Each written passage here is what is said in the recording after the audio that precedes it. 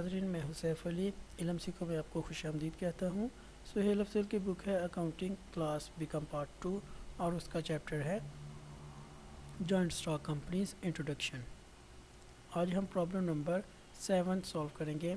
Imran textile limited acquired the business of Messrs Noor and Sons. The assets and liabilities of Messrs Noor and Sons at book value are given below. Land and building rupees 50,000, machinery 40,000, furniture 14,000, debtors 5,000. Sundry creditors 10,000 rupees. The purchase consideration is to be paid by the company in fully paid up shares of rupees 10 each. Pass the journal entries if the shares are issued at par at 10% discount and at 10% premium. तो सबसे पहले हम पहला case देखेंगे। जब हम shares पार के ऊपर इशू करेंगे तो कुछ चीज़ें हमें देखनी होगी। सन्ड्री एसेट्स हैं हमारे पास, लाइबिलिटीज़ हैं, शेयर्स की पार वैल्यू है हमारे पास 10 रुपीज़। तो सबसे पहले हम देखते हैं कि अमाउंट पेबल कितनी है। एसेट्स का हम टोटल करेंगे 50,000 प्लस 40,000 प्लस 14,000 एंड देन 5,000। इसमें से लेस करेंगे हम सन्ड्री क्रेडिटर्स, तो ये अमाउंट पेबल है 99,000 और एक शेयर की वैल्यू है 10 रुपीज़। तो हम इसको डिवाइड करेंगे 10 पे, तो 9,900 शेयर्स हमने पहले केस में इशू करने हैं जब हम पार के ऊपर पेमेंट करेंगे। सबसे पहली एंट्री होगी कि हम सभी एसेट्स को डेबिट करेंगे, क्रेडिटर्स को क्रेडिट करेंगे, और जो इन दोनों अमाउंट्स का डिफरेंस था अभी हमने कैलकुलेट किया 99,000 रुपीज़, इससे हम क्रेडिट कर देंगे मैसर्स नूर एंड सन्स को। एंट्री पास होगी by land and building account debit, furniture account debit, machinery account debit, furniture account debit, sundry debtors account debit, sundry creditors account credit and messrs Noor and sons account credit.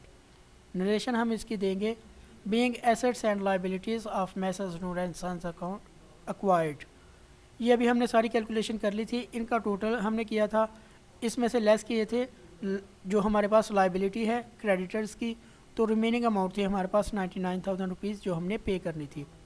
तो जब हम पार के ऊपर payment करेंगे, shares issue करेंगे, तब हम entry करेंगे कि मैसर्स नूर एंड सन्स ये जो लाइबिलिटी है ये ख़त्म हो जाएगी और शेयर कैपिटल में इजाफा हो जाएगा, लिहाजा हम शेयर कैपिटल को क्रेडिट कर देंगे, और लाइबिलिटी ये जब ख़त्म होगी तब हम इसको डेबिट कर देंगे।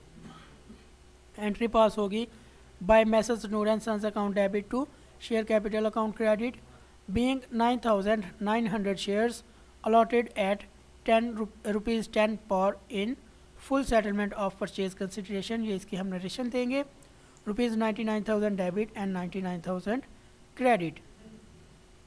नेक्स्ट केस है हमारे पास जब हम इशू करेंगे एट 10% डिस्काउंट, तो हम डिस्काउंट की कैलकुलेशन कर लेते हैं।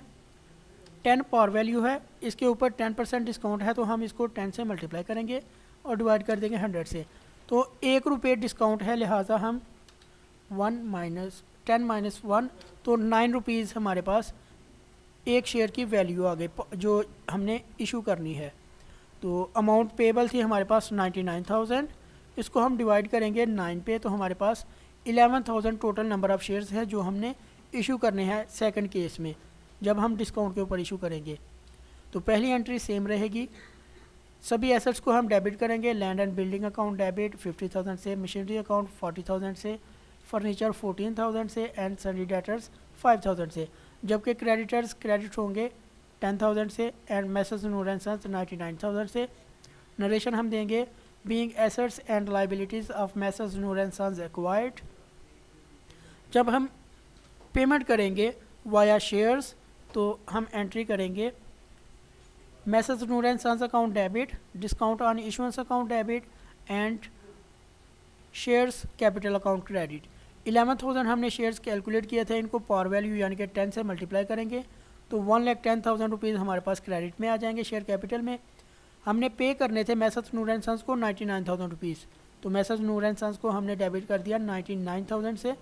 जो रिमेनिंग 11,000 रुपीज़ हैं उनसे हम डेबिट करेंगे, ये हमारे एक तरह से एक्सपेंस है या लॉस कह लें, डिस्काउंट ऑन इशुएंस अकाउंट, तो 11,000 हमने डिस्काउंट ऑन इशुएंस अकाउंट में डाल दिए। नेक्स्ट हम केस देखते हैं जब हम प्रीमियम के ऊपर इशू करेंगे। तो 10% प्रीमियम है, इसका मतलब है जो 10 रुपीज़ वाला शेयर है वो हम 11 रुपीज़ में इशू करेंगे। 10 मल्टीप्लाई बाय 10 डिवाइडेड बाय 100, तो ये हमारे पास वैल्यू ऑफ प्रीमियम है। इसमें पार वैल्यू ऐड करेंगे तो हमारे पास टोटल प्राइस आ गई पर शेयर। तो अमाउंट पेबल थी 99,000, इसको हम डिवाइड करेंगे 11 से, तो इस केस में हमने टोटल 9,000 शेयर्स इशू करने हैं। पहली एंट्री सेम रहेगी।